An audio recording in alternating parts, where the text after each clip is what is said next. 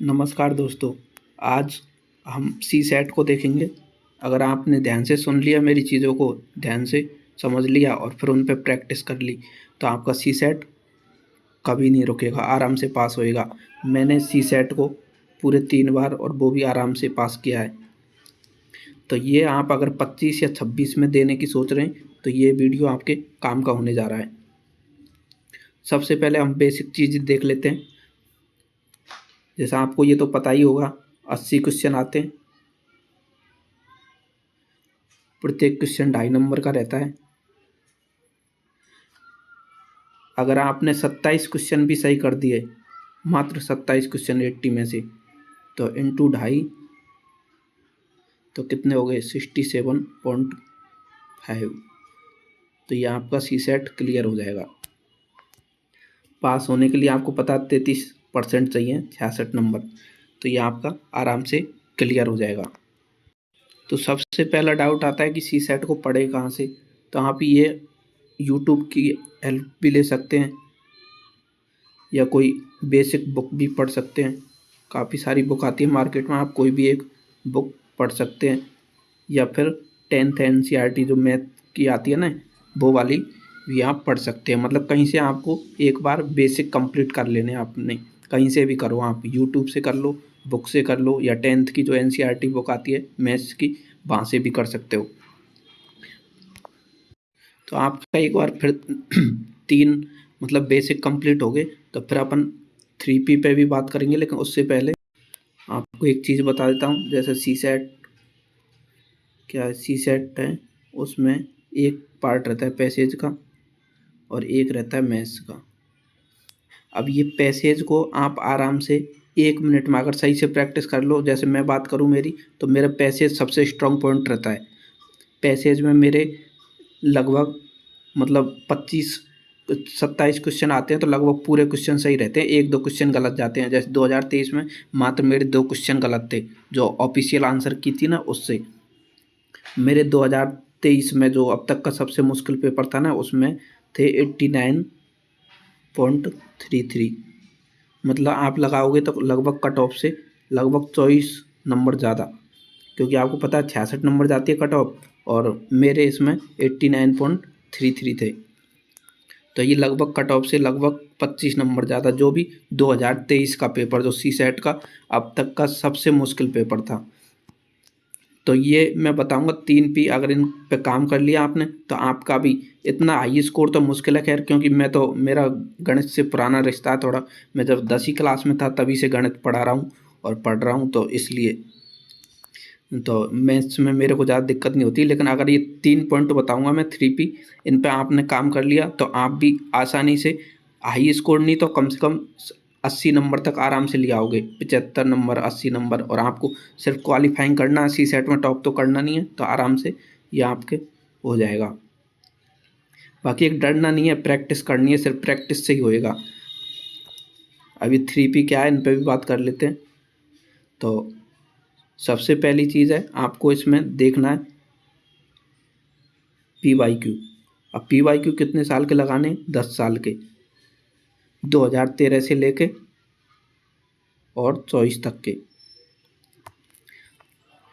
बाकी आपको प्रैक्टिस करनी है। अब PYQ से न सिर्फ लगाने, PYQ से ये देख लेना आपको आपकी क्या स्ट्रेंथ है। पैसेज आप आसानी से सॉल्व कर लेते हो, या मैथ्स जो भी आपकी स्ट्रेंथ है उनको और मजबूत करना है, और जो वीकनेस है आपकी उनको देखना है, उन पे काम करके उनको सुधारना है। तो PYQ को अच्छे से एनालाइज कर लेना है आपको। एनालाइज का मतलब है आपको देख लेना है कि मतलब कहाँ से ज़्यादा क्वेश्चन आ रहे हैं, कहाँ से कम क्वेश्चन बन रहे हैं, कहाँ से इजी क्वेश्चन आ रहे हैं। जैसा आपने देखा होगा परसेंटेज हो गया, ये जो एक डायरेक्शन वाले होते हैं कि लेफ्ट घूम गया, राइट घूम गया, कितने आसान क्वेश्चन रहते हैं। इसमें सिर्फ एक फार्मूला लगता है, वो कर्ण का स्क्वायर बराबर लंब का स्क्वायर प्लस आधार का स्क्वायर। ऐसे ही थोड़े थोड़े से फार्मूले वगैरह आप चाहोगे तो पैसेज पे, ये जो मेरा स्ट्रॉन्ग पॉइंट है, इस पे एक वीडियो ले आएंगे, और बाकी जहाँ से क्वेश्चन बार बार रिपीट होते हैं उन पे भी थोड़ा थोड़ा डिटेल में वीडियो बनाने की कोशिश करेंगे। बाकी दूसरा जो सबसे मेन रोल आता है वो है प्रैक्टिस का। अगर आपका कितना भी स्ट्रॉन्ग है मैथ्स, अगर आप प्रैक्टिस नहीं करोगे ना, तो फिर नहीं हो पाएगा। और एक चीज़ आपको बताऊं, मैथ्स को हर सब्जेक्ट की तरह से नहीं पढ़ना, यही सबसे बड़ी कमी रहती है। जैसे आर्ट वालों के साथ क्यों समस्या आती है, जो बीए करते हैं उनके साथ मैथ्स में, क्योंकि वो जैसे और सब्जेक्ट को समझने की कोशिश करते हैं ना, ऐसे ही गणित को भी समझने की कोशिश करते हैं। जबकि आपको मैं एक चीज़ बताऊँ, गणित उतनी ही आसान है जितनी और सब्जेक्ट, लेकिन हम इसकी रणनीति थोड़ी अलग रहती है, इसको समझने का तरीका अलग है। अगर आप चाहोगे तो उस पे भी एक वीडियो बना देंगे। तो आपको प्रैक्टिस करनी है। प्रैक्टिस किसकी करनी है? पीवाईक्यू की तो करनी है, साथ ही जो विजन के मॉक, मतलब कोई सी भी कोचिंग के, मैं कोई पर्टिकुलर एक कोचिंग का नाम ले रहा, कोई सी भी कोचिंग के जो मतलब मॉक टेस्ट आते हैं, लगभग 20 मॉक टेस्ट आते हैं, उनको लगा लेना। और वो भी 2 घंटे में, मतलब शुरुआत में तो ऐसे नहीं है एक एक क्वेश्चन करते जाओ आप, लेकिन जब फुल टेस्ट दो तो उनको फिक्स 2 घंटे में लगा के देखना है।